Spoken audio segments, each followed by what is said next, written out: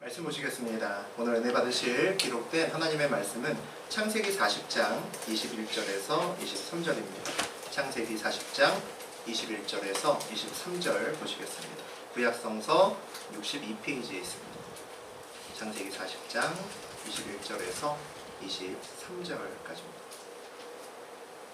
바로의 실 맡은 관원장은 전직을 회복하매 그가 잔을 바로의 손에 곁들여 드렸고 He restored the chief bearer to his position so that he once again put the cup into Pharaoh's hand.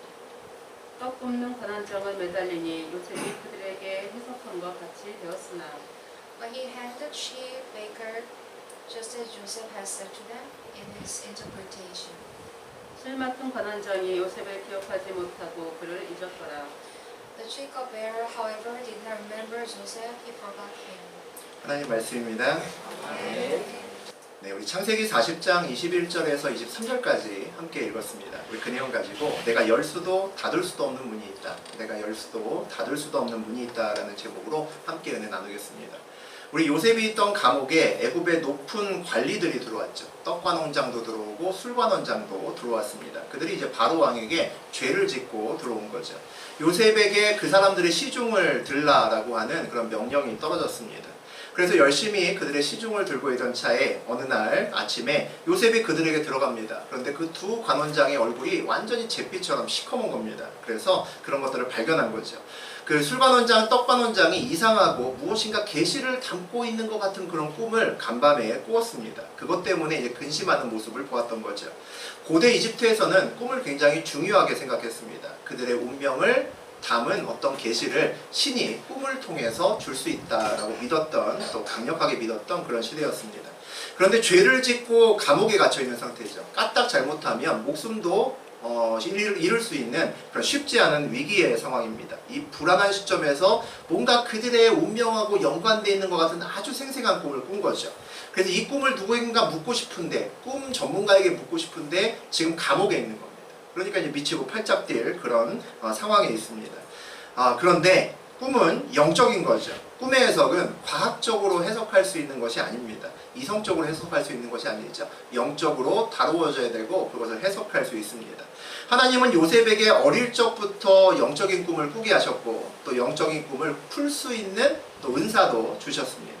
그래서 두 관원장이 꿈 얘기를 하자마자 기다렸다는 듯이 걱정하지 말고 제게 말하시면 제가 해석해 드리겠습니다.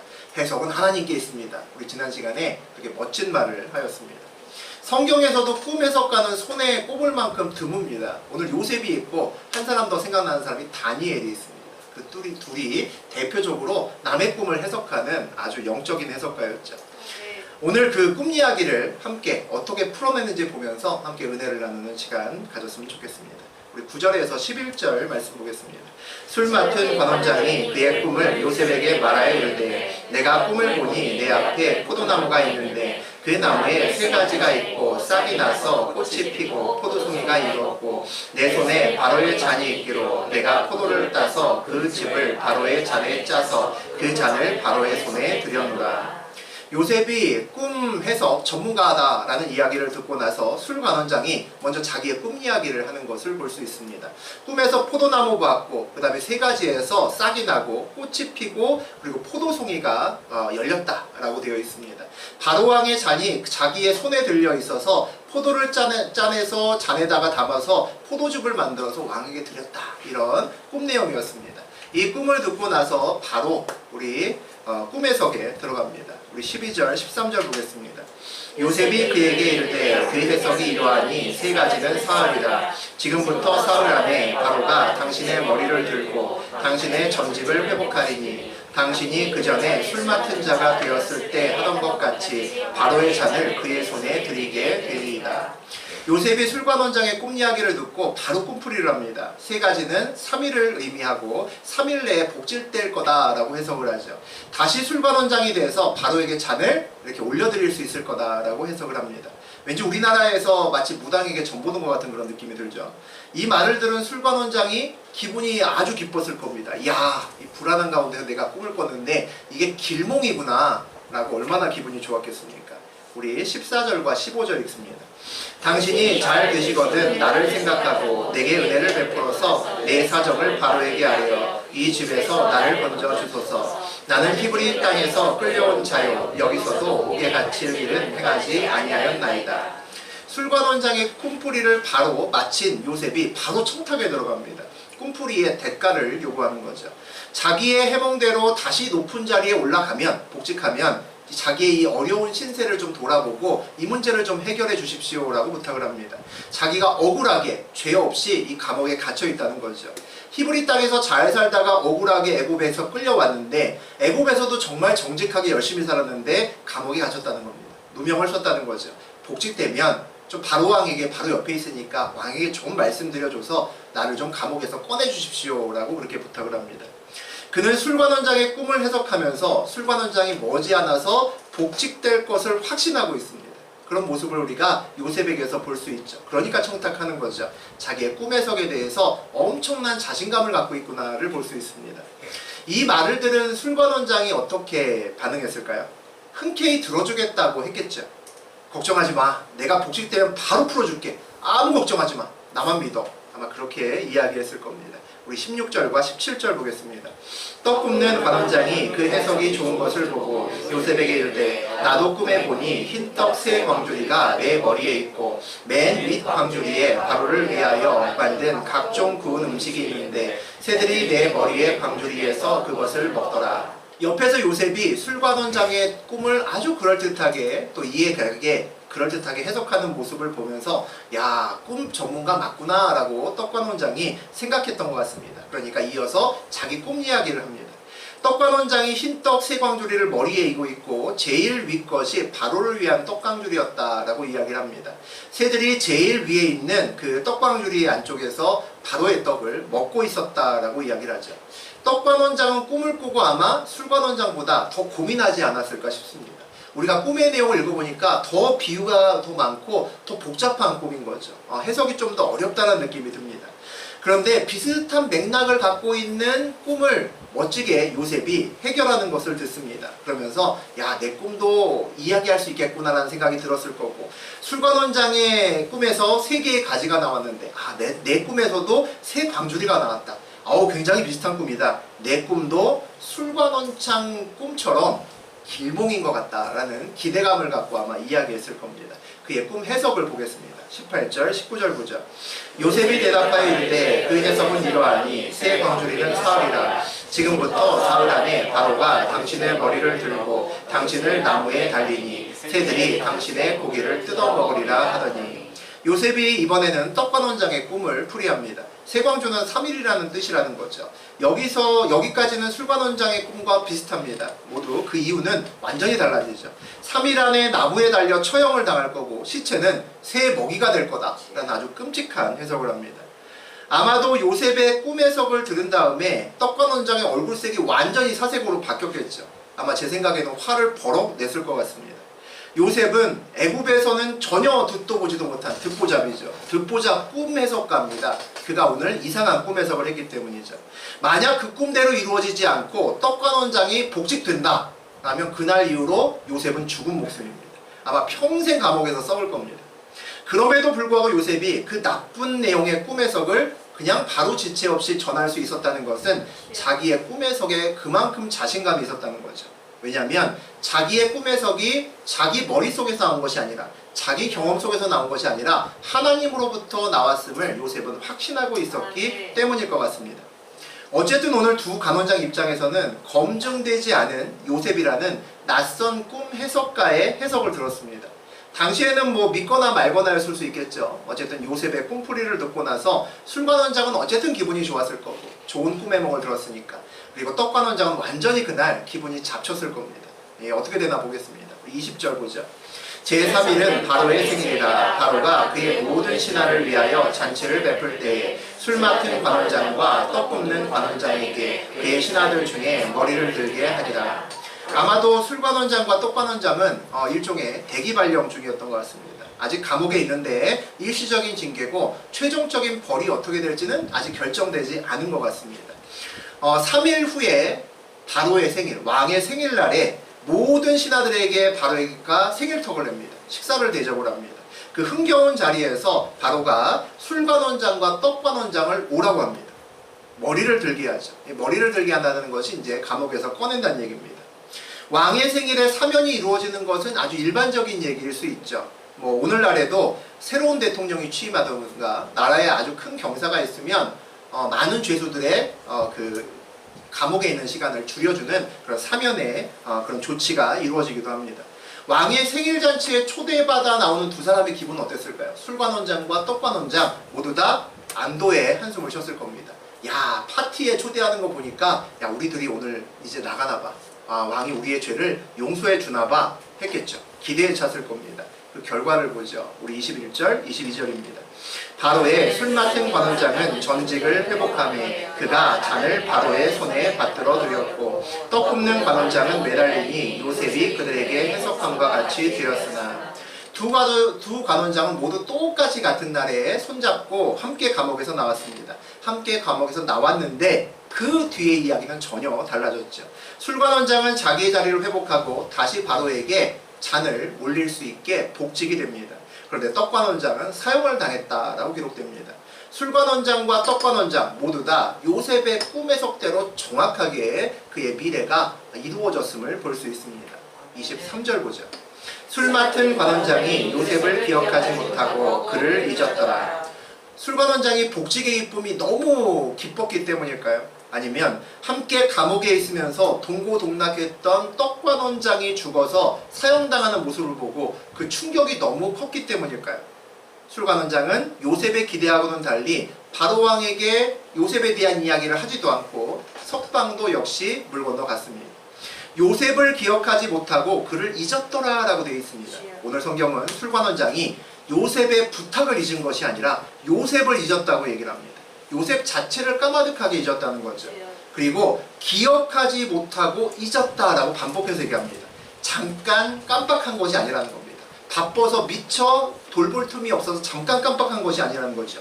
기억하지도 못하고 잊었다는 것은 요셉이 아무리 기다려도 그를 다시 기억할 수 있는 가능성이 없다라는 겁니다. 아마도 요셉은 술관원장이 감옥에서 나가고 복직되었다는 소문을 당연히 들었을 겁니다. 애타게 기다렸겠죠. 아, 내가 꿈의 석을 기가 막히게 해주었더니 그대로 됐구나. 내 부탁을 기억해 주겠지? 설마 까먹지는 않았겠지? 이제 조금만 더 기다리자. 될 거야. 나갈 수 있어. 라고 생각했겠죠. 우리의 눈에는 쭉 읽어보면서 두 개의 장면이 떠오릅니다. 하나는 죽었다가 살아나서 신이 나서 박수치고 노래하고 기뻐하는 우리 술관원장의 모습이 우리 한쪽 눈에 보입니다. 모두 축하하고 즐거워하는 파티에서 참여하고 있죠. 또 하나의 장면은 감옥에서 바로의 궁전 쪽을 매일매일 바라보면서 애타게 오늘은 좋은 소식이 오려나? 내일은 오려나? 애타게 기다리는 요셉이 보입니다. 아마도 요셉은 간간히 간수장에게 술관원장이 뭐하고 있는지 복직은 제대로 되었는지 그런 것들을 물어봤을 겁니다. 그러면서 머리가 복잡해졌겠죠. 분명히 복직되면 바로에게 말해서 날 꺼내준다 그랬는데 걱정하지 말라 그랬는데 아직 복직된 지 얼마 되지 않아서 그럴 거야. 조금만 더 기다리면 아마 내 이야기 하겠지. 별별 소설을 다 쓰면서 있겠죠. 인생을 살다 보면 우리가 희망에 부풀다가 꺼지고 또 부풀다가 꺼지고를 반복하면서 살아가는 인생길 아닌가라는 생각도 듭니다. 결정적인 문턱을 넘지 못하고 주저앉기를 반복하면 힘이 없어지죠. 절망에 빠질 수도 있습니다. 그 대표적인 삶이 요셉의 삶이 아닌가 생각합니다. 보디발의 집에서 뭔가 잘 풀린 듯 하다가 결정적으로 누명을 쓰고 더 나락으로 빠졌죠. 억울하게 감옥에 갇혔습니다. 감옥에서 간수장의 은혜로 감옥도 관리하게 되고 거기다가 술관원장과 떡관원장을 만났으니 야, 이건 하늘이 주신 기회구나. 하나님이 기회를 주셨구나. 그들의 꿈을 정확히 해석해서 스스로의 능력과 존재감을 마음껏 나타냈습니다. 야, 이제 감옥에서 나가는구나. 하나님이 이 방법 쓰시는구나. 부풀었었는데 오늘도 또 한 번 꺼지는 것을 볼 수 있습니다. 우리 창세기에서 저 앞쪽에 지금 40장 다루고 있는데 6장에서 9장 내용 보면 노아의 방주 이야기가 나옵니다. 우리 창세기 7장 1절, 4절, 16절 같이 읽어보겠습니다. 여호와께서 노아에게 이르시되 너와 내 온 집은 방주로 들어가라. 이 세대에서 내가 내 앞에 의로움을 내가 보았음이니라. 지금부터 7일이면 내가 40주야를 땅에 비를 내려 내가 지은 모든 생물을 지면에서 쓸어버리리라. 들어간 것들은 모든 것의 암수라. 하나님이 그에게 명하신 대로 들어가매 여호와께서 그를 들여보내고 문을 닫으시니라. 하나님께서 혼탁한 세상을 심판하시기로 결정하고 의로운 한 사람 노아를 부르십니다. 선택하셨죠. 하나님의 부르심에는 늘 구별함이라는 의미가 들어있습니다. 구별된다는 것은 세상 안에서 살아가지만 하나님의 법을 붙들고 살아간다는 것을 의미하죠. 하나님의 뜻대로 살아간다는 것을 의미합니다. 그랬던 노아에게 하나님의 뜻과 그리고 사명을 알려주십니다. 창세기 6장에서 보면 그런 내용 나옵니다. 하나님이 노아를 불러서 야, 큰 방주를 만들어줘 라고 이상한 부탁을 하시더니 설계도를 꺼내서 말씀하십니다. 야, 길이는 한 300규빗 정도 되면 되겠고 너비는 50규빗 정도 되면 되겠고 몇 층으로 만들면 되고 창은 어떻게 내고 이렇게 복잡하게 막 이상한 설계도를 주십니다. 큰 배를 바다나 바다 근처에 지으면 말이 되지만 육지에서 산자락에서 지으라고 하면 누가 이해할 수 있겠습니까? 주변 사람들은 노아가 그 산에다가 배를 짓는 모습을 보고 야, 제가 드디어 미쳤구나. 제가 하나님 열심히 믿는다고 하더니 드디어 갔구나 라고 생각했을 겁니다. 그렇지만 그에 굴하지 않고 그 명령 붙들고 끝까지 방주를 짓습니다. 오랜 시간이 흘러서 방주가 완성되죠. 드디어 하나님의 심판의 날이 가까워왔습니다. 하나님께서 노아와 그의 가족들을 구원해 줄 것을 약속하시고 구원의 방주에 타라라고 그렇게 말씀하십니다. 하나님께서 노아가 세상이 아닌 하나님 앞에서 살아갔음을 봤다. 그렇게 말씀하시죠. 의롭다라고 1절에서 말씀하십니다. 그리고 또 뭐라고 말씀하시냐면 4절에서 지금부터 7일이면 내가 40주야의 땅에 비를 내려 내가 지은 모든 생물을 지면에서 쓸어버리리라 라고 말씀하십니다. 하나님께서 이제 7일 후면 홍수가 시작되니까 살아있는 생물 한 쌍씩 방주에 태우라고 그렇게 명령하십니다. 7일째 되는 날 하늘에서는 정말 굵은 장대비가 막 쏟아지기 시작했을 겁니다. 홍수의 조짐이 보이는 거죠. 우리가 노아라면 마음이 급해졌을 겁니다. 지금처럼 배수시설이 잘 되어 있는 우리나라도 몇 시간만 장대비가 내려도 강남역이 잠깁니다. 그런데 과거에 억수같이 갑자기 장대비가 쏟아지면 한두 시간만 쏟아져도 주변이 난리가 날 거란 얘기죠. 마음이 급해질 수밖에 없죠. 그날의 노아는 그의 아내와 아들, 며느리를 이미 방주에 태웠습니다. 그리고 하나님의 명령대로 암수 한 쌍씩을 열심히 태우고 있습니다. 빗발은 점점 굵어졌을 겁니다. 그리고 물은 점차 차올랐겠죠. 시간이 별로 없습니다. 여러분이 노아라면, 제가 노아라면 무슨 생각하고 싶을까요? 빨리 문 닫아야 되는데 라는 생각하겠죠. 지구상의 생물이야 셀 수 없이 많은데 몇 마리 좀 덜 태웠다고 대세에 지장 없잖아요. 그때 바퀴벌레 안 태웠으면 지금 없었을 텐데 라는 생각이 누구나 들겠죠. 들어간 것들은 모든 것의 암수라. 하나님이 그에게 명하신 대로 들어가매 여호와께서 그를 들여보내고 라고 되어 있습니다. 그런데 하나님의 계획은 그 방주의 마지막에 태울 사람이 정해져 있다는 겁니다. 마지막에 순번이 노아였다는 데 문제가 있습니다. 결국 노아는 그의 사명을 다 마치고 나서야 그 방주에 들어갈 수 있었습니다. 성경에서는 여호와께서 그를 들여보냈다라고 기록되어 있습니다. 하나님의 사명을 다 마치고야 노아를 방주에 태우셨다라는 거죠. 구원의 주체가, 방주의 주체가 노아가 아니라 하나님이다라고 말씀하고 계신 겁니다. 여호와께서 그를 들여보내고 문을 닫으시니라. 방주의 문은 누가 닫았습니까? 노아가 아니라 하나님이 닫으셨다라고 되어 있습니다. 노아는 하나님께 방주의 문고리를 그 절박한 순간에 맡겨야 됐습니다. 하나님의 방주를 노아가 만들었다고 그 문을 노아가 닫으려 하면 안 된다는 거죠. 우리는 보통 시작은 주님께 잘 맡깁니다. 그런데 그 끝은 잘 맡기지 못하는 경우가 훨씬 더 많습니다. 하나님 명령에 따라 힘들게 내가 방주를 만들러 내 평생을 소비했으니 이 방주의 문은 내가 닫아도 되겠지라고 생각합니다. 요셉은 지난 시간에 그의 꿈풀이를 시작할 때 해석은 하나님께 있습니다 라고 시작했습니다. 그런데 오늘 그의 마지막에 꿈풀이에 대한 대가를 요구합니다. 자기의 사면을 술관원장에게 부탁하죠. 얼마든지 이해할 수 있는 이야기입니다. 이상한 뒷돈을 달라는 것도 아니고 불법을 행하라는 것도 아니고 억울한 자기 일을 풀 수 있는 절호의 기회구나 라고 생각되고 분명히 이거 하나님이 주신 기회라고 생각했을 겁니다. 그래서 부탁한 거죠. 그리고 꿈 해석을 해주었으니까 그 정도 부탁은 해줄 수 있는 거 아니야? 라고 생각할 수 있는 상황이죠. 애굽으로 처음 요셉이 끌려왔을 때 요셉의 가장 큰 기도 제목이 뭐였을까요? 아마 이곳을 벗어나서 애굽을 벗어나서 아버지 집으로 다시 돌아가서 채색 옷을 입는 것이 그의 가장 큰 기도 제목이었겠죠.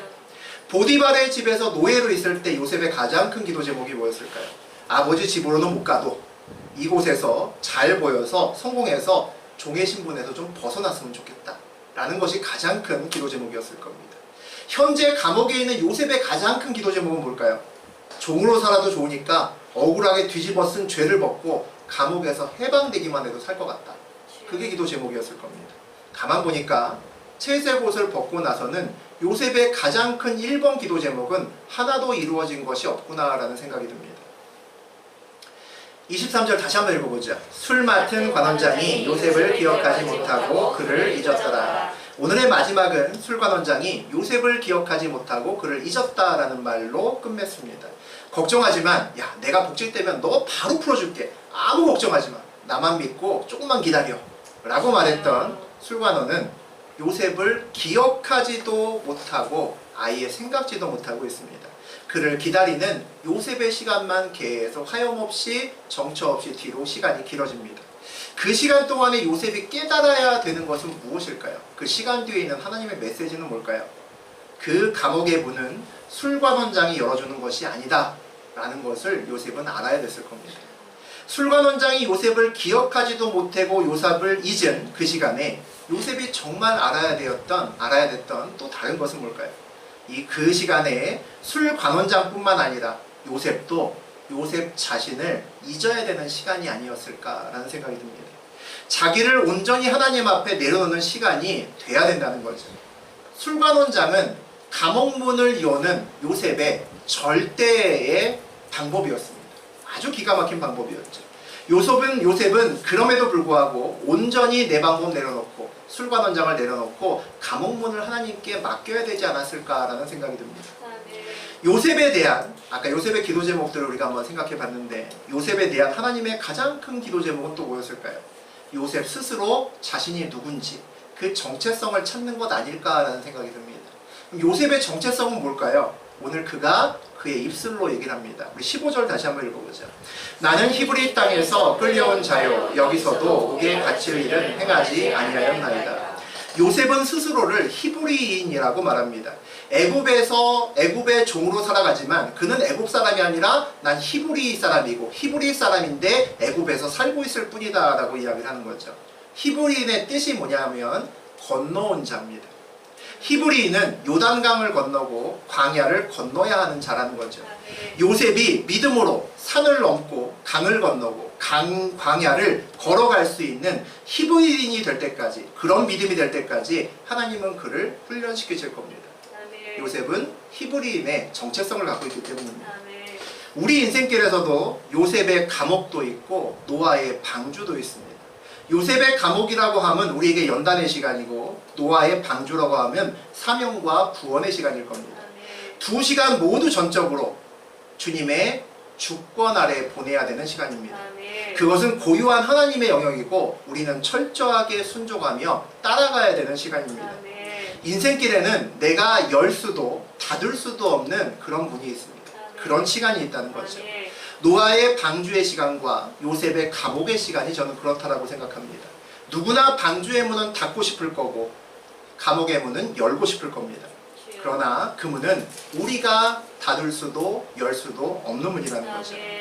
누구나 연단의 시간을 지날 때는 힘듭니다. 왜냐하면 결정적으로 그 문을 내 맘대로 열고 닫고를 할 수 없기 때문입니다. 그럼에도 불구하고 우리는 그 시간 내내 문고리에서 눈을 떼지 못하고 문고리에서 손을 떼지도 못하는 것 같습니다. 어떻게든 그 문을 내가 열고 내가 닫으려고 애를 씁니다. 하지만 그 문을 열고 닫는 것은 내가 아니라 하나님의 소관이라는 거죠. 하나님의 절대 주권적인 시간이 그 시간이라는 겁니다. 그러니 온전히 그 문을 열고 닫기 위해서는 그 문의 문고리를 하나님의 손에 맡겨야 된다는 거죠. 그러기 위해서 뭘 해야 됩니까? 먼저 내 손을 그 문고리에서 떼야 됩니다. 저하고 여러분의 손을 그 문고리에서 떼야 된다는 거죠. 그래야 하나님이 그 문고리를 잡지 않겠습니까? 우리의 연단의 시간이 길어지는 한 가지 이유는 그 문고리에서 내 눈과 내 손을 떼지 못하기 때문입니다. 거기서 내 눈과 내 손을 떼고 하나님을 바라봐야 되는 거죠. 여전히 그 문을 꼭 쥐고 있으면서 문을 열라고 하는 또 문고리를 흔들며 힘을 줘서 열려고 하는 우리의 모습이 보입니다. 주여. 많은 믿음의 사람들이 보통 온전히 내가 죽어야 하나님의 일을 한다 라는 이야기를 합니다. 다 아는 얘기죠. 우리 마음속에 그 불끈불끈한 저하고 여러분 갖고 있는 그 자존심 가지고 하나님의 일을 온전히 하기는 어렵기 때문입니다. 주여. 내 앞에 보이는 내 방법, 내 계획을 내려놓고 하나님 붙들기는 참 어렵기 때문입니다. 아멘. 그래서 내가 죽어야 된다라고 이야기를 합니다. 그래서 오늘 요셉도 그런 시간을 보내고 있고 우리도 그런 연단의 시간을 보내는 것 같습니다. 오늘 감옥도 어찌 보면 요셉에게는 하나님의 시험이 아니었을까라는 생각도 듭니다. 그가 눈앞에 술관원장이라는 정말 훌륭하고 정말로 기똥차게 맞을 수 있는 감옥의 열쇠를 눈앞에 보고도 그 열쇠를 손에 들고도 열쇠 구멍에 꽂아서 돌리지 않고 하나님을 온전히 신뢰할 수 있는가를 보셨던 거 아닌가 싶습니다. 주여. 요셉의 감옥이 고난이 아니고 연단이라면 그 시간은 온전히 하나님의 주권 안에 있는 시간입니다. 아멘. 요셉이 자기의 죄를 지어서 감옥에 들어갔다면 그것은 고난이죠. 하지만 죄를 짓지 않았는데도 들어갔습니다. 그러니까 연단이라면 거죠. 그러면 아멘. 그 감옥에서 꺼내는 것도 사람이 아니라 하나님이셔야 된다는 거죠. 아멘. 지금 여러분이 걷는 시간이 연대는 시간이라면 또는 사명의 시간이라면 그 문은 온전히 하나님만 여시고 하나님만 닫을 수 있습니다. 여러분의 열쇠가 있을지 모릅니다. 우리가 믿는 그 무엇, 사람이나 돈을 들고 이 문을 열거나 닫을 수 있다고 생각할 수 있습니다. 하지만 그것 가지고 문을 닫을 수도 열 수도 없습니다. 우리의 열쇠는 온전히 하나님이기 때문이죠. 우리가 연단의 시간에 그래서 온전히 해야 될 것은 신뢰함으로 하나님을 바라보고 그 문고리에서 열리거나 닫히기를 바라는 그 문고리에서 우리의 손을 떼는 것으로 시작합니다. 우리가 믿는 열쇠로 열쇠 구멍을 휘젓지 않는 것으로 시작한다는 거죠. 아멘. 우리 앞에 그 문을 온전히 주님께 맡기는 저하고 여러분 되시기를 주의 이름으로 축원드립니다. 아멘.